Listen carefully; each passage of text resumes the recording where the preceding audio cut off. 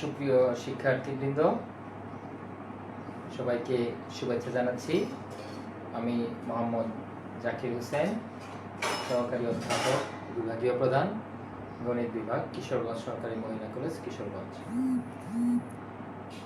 সুপ্রিয় শিক্ষার্থীবৃন্দ, তোমাদের সাথে আজকে আমার আলোচ্য বিষয় হচ্ছে স্থিতিবিদ্যা। স্থিতিবিদ্যা দেখে আজকে তোমাদের সাথে আমি আলোচনা করব। আশা করি তোমরা উপকৃত হবে। তো এই স্থিতিবিদ্যা থেকে আমাদের গণিত দ্বিতীয় পত্রের, এটা তোমরা জানো, অষ্টম অধ্যায় স্থিতিবিদ্যা, আর নবম অধ্যায় আছে গতিবিদ্যা। এই দুইটা নিয়ে হচ্ছে আমাদের কি বলবিদ্যা। তোমরা সবাই এটা অবহিত, এবং এটা থেকে আমাদের অবশ্যই খুব গুরুত্বপূর্ণ আমাদের ইয়ের জন্য, ছাত্রছাত্রীদের জন্য, ফিজিক্সের সাথে রিলেটেড এবং ম্যাথমেটিক্সের অ্যাপ্লাইড অংশ। তোমরা আশা করি এটা অনেকেই স্থিতিবিদ্যা নাম শুনলে ভয় পায় যে এটা বোধহয় কি কঠিন। আসলে এরকম কিছু না। তোমরা যদি নিয়মিত চর্চা করো, সঠিকভাবে পড়াশোনা করো, অবশ্যই এটা খুব ইজিলি তোমরা এখান থেকে আনসার করতে পারবে পরীক্ষার মধ্যে। এখন আমাদের প্রথমে আমি একটা কথা বলি যে প্রসঙ্গ কাঠামো। আমরা একটা কথা নাম জানি সবাই, প্রসঙ্গ কাঠামো, যে পারিপার্শ্বিকের সাপেক্ষে, পারিপার্শ্বিক আমার আশপাশে যা আছে এর সাপেক্ষে আমরা কোনো কিছু কি হিসাব করতে হয়, যে স্থির বা গতিশীল। এই পারিপার্শ্বিকের সাপেক্ষে যদি আমরা কোনো কিছুর গতির আলোচনা করি, সেই পারিপার্শ্বিক অবস্থাটাকে আমরা বলি কি প্রসঙ্গ কাঠামো। যে আমরা যদি বলি যে আমি কি আসলে এই যে এখানে দাঁড়িয়ে আছি, আমি কি তুমি ওইখানে বসে আছো, আমি এখানে দাঁড়িয়ে আছি, তোমার সাপেক্ষে আমি কিন্তু এখানে স্থির আছি।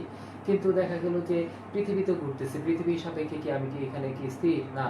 সেই ক্ষেত্রে আমি এখানে একজন লোক একটা রিক্সা চলতেছে, সে তুমি বসে আছো, তুমি বলতেছো আমার সাপেক্ষে সে গতিশীল। অর্থাৎ কি আমরা সব কিছুই আমাদের যে বিবেচনা করি আপেক্ষিক, হ্যাঁ, একটার সাপেক্ষে আরেকটা।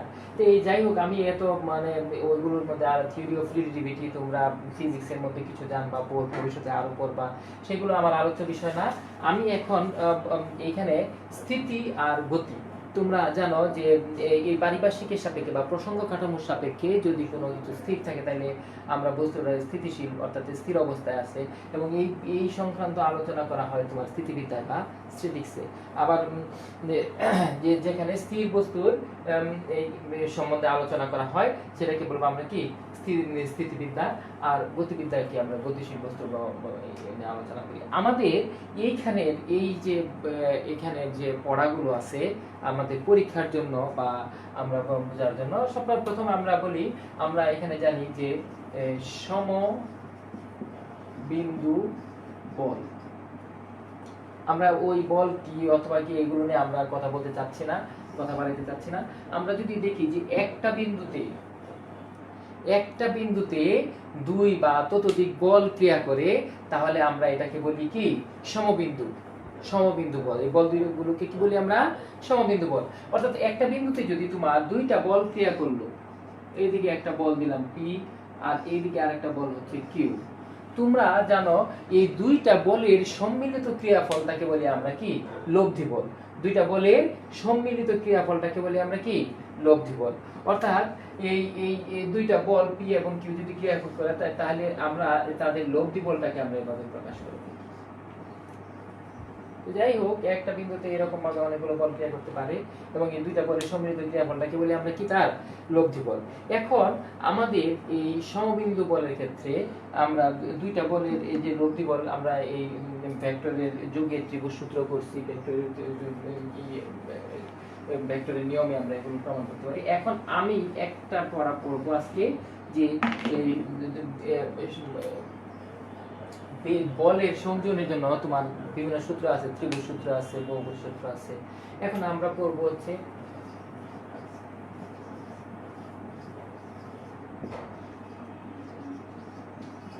সামান্তরিক সূত্র। অর্থাৎ একটা বিন্দুতে, কোন বিন্দুতে ক্রিয়ারত দুইটা বলকে যদি একটা সামান্তরিকের দুইটা সন্নিহিত বাহু দ্বারা মানে এবং দিকে প্রকাশ করা যায়, কোন বিন্দুতে ক্রিয়ারত দুইটা বলকে, এই দেখো পি একটা বল, এই যে কিউ একটা বল, এই দুইটাকে যদি একটা সামান্তরিকের দুইটা সন্নিহিত বাহু দ্বারা প্রকাশ করা যায়, তাইলে ওই সন্নিহিত বাহুদ্বয়ের একটা সামান্তরিকের দুইটা সন্নিহিত বাহু দ্বারা যদি প্রকাশ, ওই সন্নিহিত বাহুদ্বয়ের ছেদবিন্দুগামী কোণ দ্বারা তাদের লব্ধির মান এবং দিক সূচিত হবে। অর্থাৎ আমি যদি এখানে একটা সামান্তরিক বানাই, এই যে সন্নিহিত বাহুদ্বয়ের ছেদবিন্দুগামী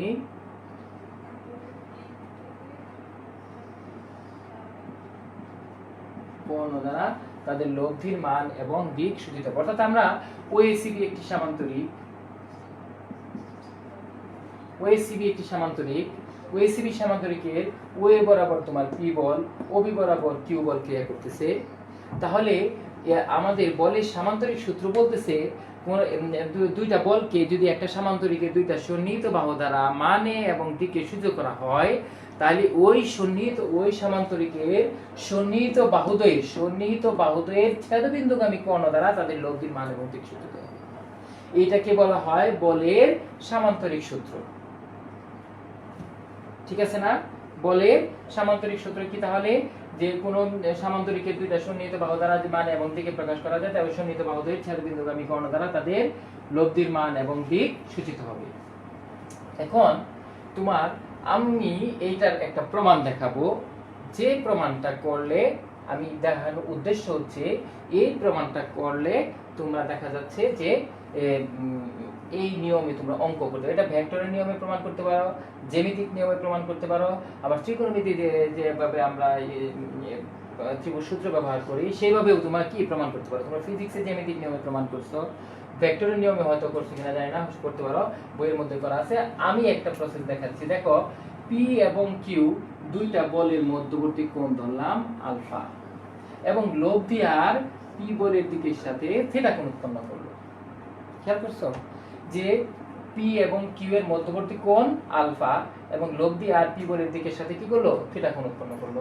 তাহলে আমরা এইখান থেকে এই যে এইটুকু হচ্ছে কত? Alpha minus theta.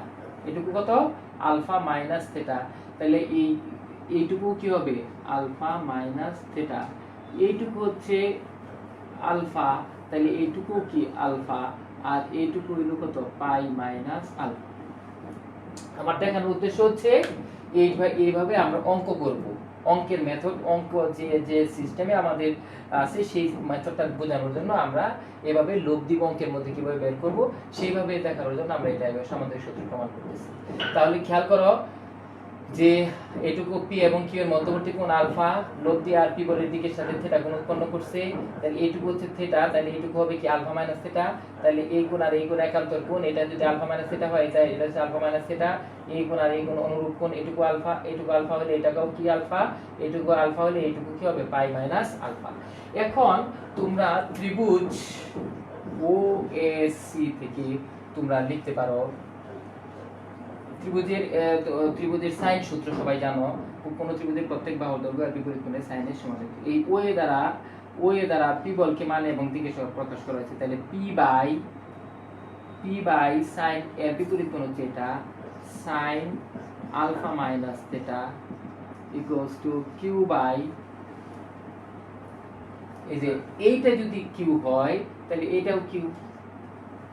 সমান্তরাল প্রমাণ এবং সামান্তরিক বিপরীত বাহুদের পরস্পর সমান্তরাল। তাহলে এইটুকু কি? এটা কিউ বাই এর মধ্যবর্তী কোণ কত? Theta, sine theta equals to R by sine pi minus alpha.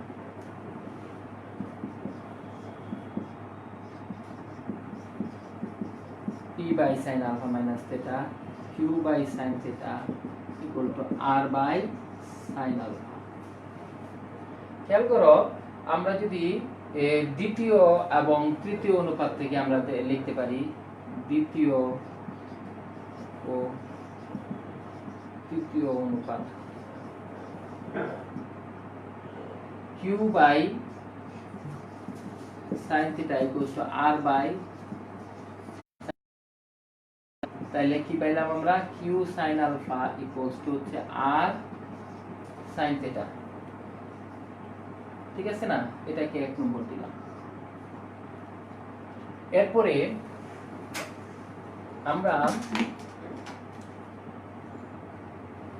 প্রথম ও তৃতীয় অনুপাত থেকে আমরা লিখতে পারি p by sin a minus b সূত্র sin a প্রথম ও দ্বিতীয় অনুপাত থেকে নেই p by sin a cos b minus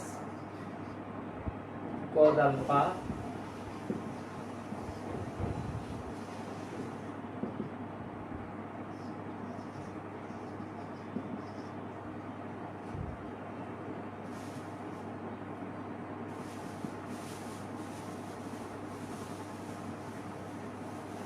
তাহলে এখানে হলো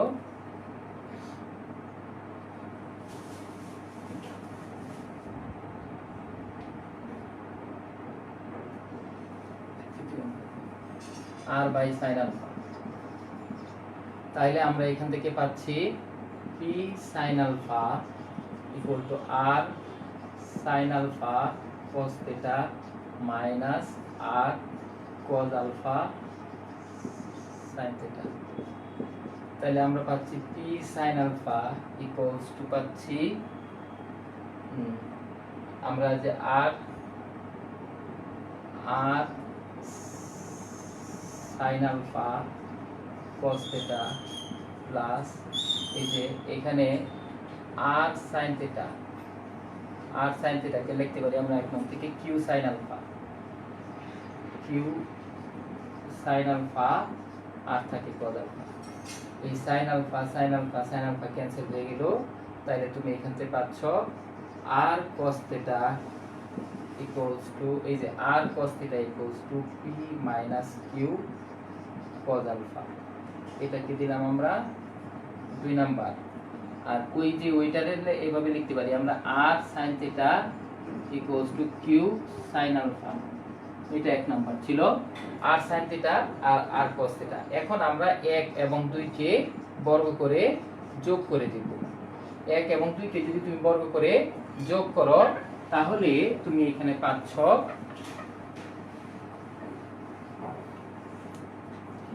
এই দেখো পাচ্ছ হচ্ছে r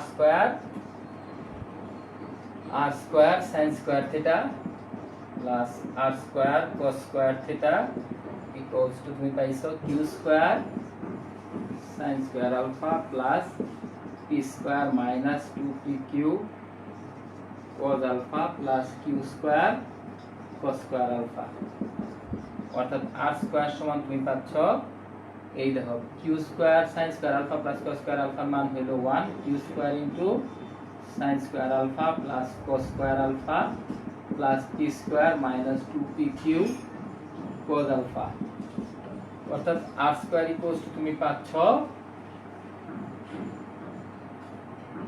প্রথম এবং তৃতীয় অনুপাত থেকে নিছিলাম সেটা r স্কয়ার ইকুয়ালস টু তুমি পাচ্ছ এখানে p square plus q square minus করো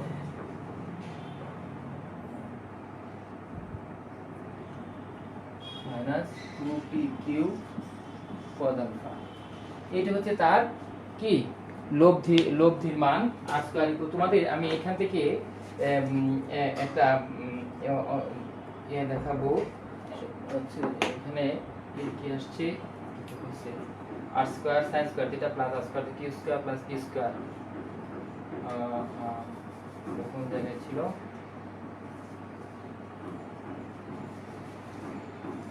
এখানে এটা একটু এখানে দেখো p sin alpha equals to এটা মাইনাস ছিল তো এটা ওই দিকে গেলে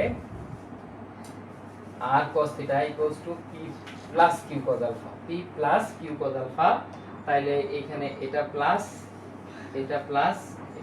তাহলে r square equals to p square minus ছিল আসছে r square equals to p square plus q square plus 2pq cos alpha তার মানে এই লব্ধির মান r equals to root over p square plus q square plus 2pq cos alpha আর এটা হচ্ছে কি লব্ধি r এর মান তাহলে লব্ধির দিক বের করার জন্য লব্ধির 2 নংকে যদি আমি 1 নংকে যদি আমি 2 নং দ্বারা ভাগ করি r sin theta divided by r cos theta equals to r sin theta হচ্ছে q sin alpha আর এটা হচ্ছে p plus q cos alpha tan theta equals to q sin alpha divided by p plus q cos alpha এটা হচ্ছে লব্ধির দিক সবাই এগুলো আগে ফিজিক্সের মধ্যে তোমরা জানো।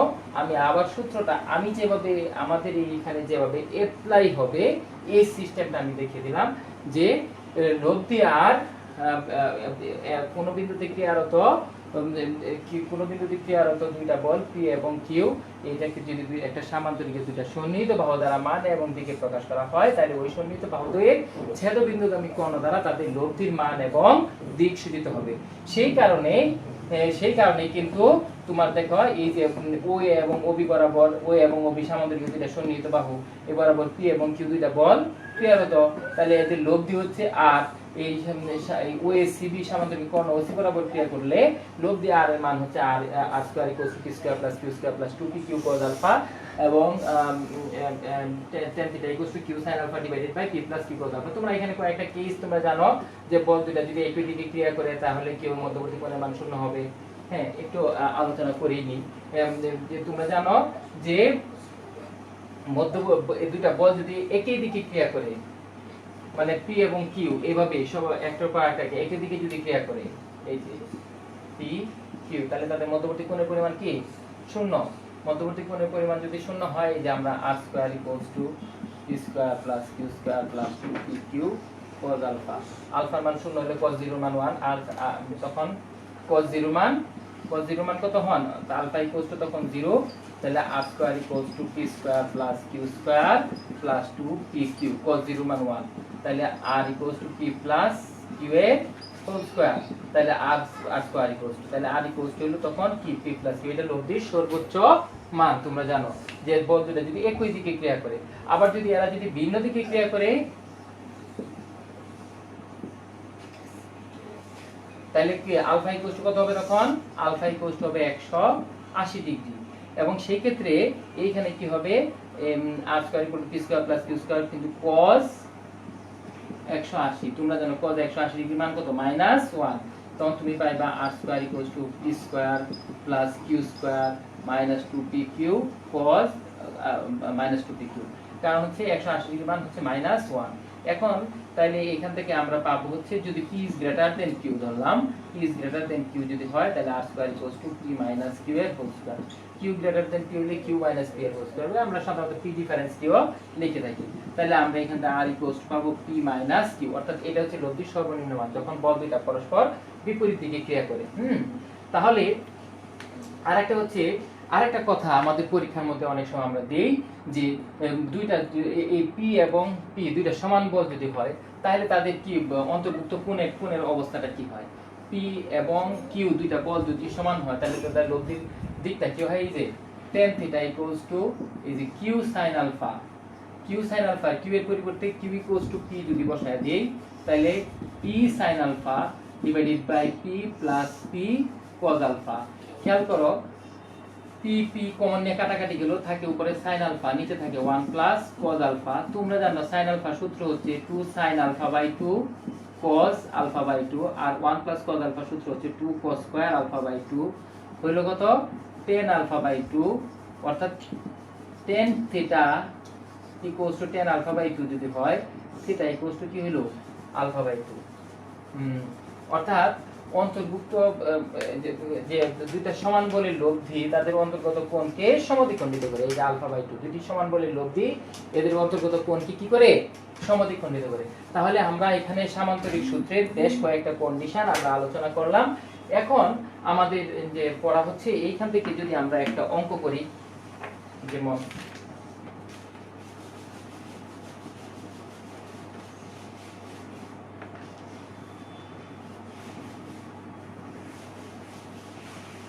তোমরা দেখো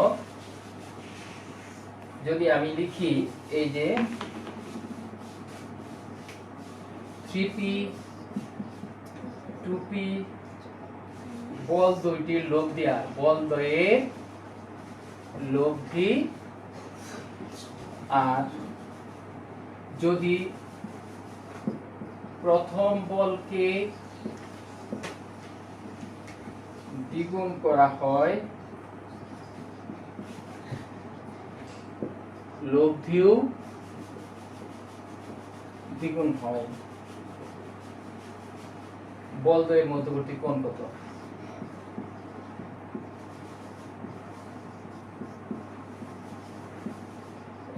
সামান্তরিক সূত্রের অঙ্ক, তো এই কারণে এই অঙ্কটা আমরা নিলাম।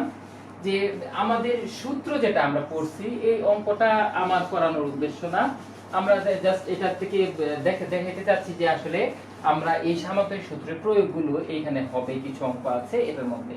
তাহলে আমরা বলতেছি 3p এবং 2p দুইটা বল আছে, একটা বল আছে 3p আর একটা হচ্ছে 2p, এদের লব্ধি r। তাহলে তুমি কি লিখবা r square equals to p square, মানে কি 3p এর হোল স্কয়ার প্লাস 2p এর whole square plus 2 into 3p into 2p cos alpha. যদি আমরা বলি বলদের মধ্যবর্তী কোণ আলফা, ধরি 3p এবং 2p এর মধ্যবর্তী কোণ আলফা, তাহলে আমরা এখানে পাইলাম r square equal to p square plus q square plus 2pq cos alpha. আচ্ছা গেল। এরপরে বলছি প্রথম বলকে দ্বিগুণ করা হলে, প্রথম বলটা কি 3p হয়ে যাবে কত, তাহলে 6p। তাহলে লব্ধিও তখন কি হয়, দ্বিগুণ হয়, তখন লব্ধি হয় কি 2r। প্রথম বলকে দ্বিগুণ করলে লব্ধিও কি হয়, দ্বিগুণ হয়। তাহলে কি হবে 2r এর whole square equals two 6p এর হোল স্কয়ার প্লাস 2p এর whole square plus 2 into 6p into 2p into cos alpha. এখন এই দুইটা সমীকরণকে তোমরা যদি সমাধান করো, দুইটা সমীকরণকে এখানে আর আছে আর ফিনিশ করে দিয়ে সমাধান করলে p যেহেতু আছে ক্যান্সেল হয়ে যাবে, এবং সেই ক্ষেত্রে আমার কি পাওয়া যাবে, cos আলফার মান পাওয়া যাবে। এইটাকে সিম্পলি এখানে r স্কয়ার বানায়া তারপরে এই দুইটাকে সমান লিখলে p ক্যান্সেল হয়ে যাব, ডাইরেক্ট সমান লিখলে p ক্যান্সেল হয়ে যাব, তারপরে এখান থেকে আমরা আলফার মান পেয়ে যাব। এইভাবে আমরা কি করতে পারি, এই সমীকরণগুলোটাকে সমাধান করতে পারি। আচ্ছা আমাদের এখানে পড়াটা অনেক ব্যাপক, আমরা যেটা করলাম এতক্ষণ আমি এত বেশি এটা আমি গুরুত্ব দিচ্ছি না, এই কারণে তোমরা এটা সবাই অলরেডি জানো, ফিজিক্সের মধ্যে সামান্তরিক সূত্রগুলোর প্রয়োগ আছে, এখন প্রয়োগ আছে। এবং আমাদের এর পরবর্তী পড়া হচ্ছে তোমাদের সাথে যে বলের উপাংশ,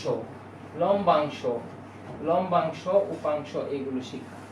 আমাদের খেয়াল করো যে দুইটা বলকে দুইটা অংশে যদি, একটা বলকে যদি দুইটা অংশে বিভাজন করি, যেমন এই যে একটা বল, তোমরা উল্টা ভাবে বললে আর কি, এইদিকে একটা অংশ, একটা বল পাওয়া গেলে এইদিকে পাওয়া গেল। তোমরা যেরকম ভাবে আগে বলছো p এবং q এর দুইটা লব্ধি আর, বিপরীত ক্রমে যদি তোমরা এই কথাটা বলো আর বলকে যদি আমরা বিশ্লেষণ করি বা ভাঙাই, তাহলে দুইটা অংশ পাওয়া যায়, একটা p আর একটা q। এদিকে বলা হয় উপাংশ, তাহলে p এবং q দুইটা মিলে আর পাওয়া যায়। আরটা হচ্ছে মেইন, এটাকে ভাঙলে দুইটা পাওয়া যায়, এই দুইটাকে বলা হয় তাদের অংশক বা উপাংশ। এই অংশকগুলো যে সময় পরস্পর লম্ব হয়, তখন তাদেরকে বলা হয় লম্বাংশ।